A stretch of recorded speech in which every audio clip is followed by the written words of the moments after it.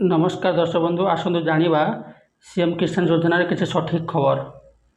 राज्यर कृषक को सशक्त करने खूब शीघ्र सीएम किसान योजना आरंभ हो। एथिरे क्षुद्र और नाममात्र चाषी और भूमिहीन कृषक परिवार लाभवान हो पारे। यह योजन प्रत्येक किस्ती 2000 टंका लेखाएं हिसाब से दुईटी किस्ती मोट 4000 टंका सहायता राशि प्रदान कर भूमिहीन कृषि परिवार को समुदाय 3टी किस्ती मोट 12500 टंका प्रदान कर नूतन भाव पंजीकृत होगापी चाषी मैंने सीएम किसान अभियोग पोर्टाल माध्यम आवेदन करें। विधायक मानस कुमार दत्त एक प्रश्नर लिखित उत्तर दे कृषि और कृषक सशक्तिकरण विभाग दायित्व में उपमुख्यमंत्री कनक वर्धन सिंहदेव यह सूचना देते। श्री सिंहदेव कहते पीएम किसान योजना मानदंड पूर्ण करुवा राज्यर समस्त वर्गर भूमिधारी चाषी यह योजन सामिल करने को राज्य सरकार एक स्वतंत्र व्यवस्था कर।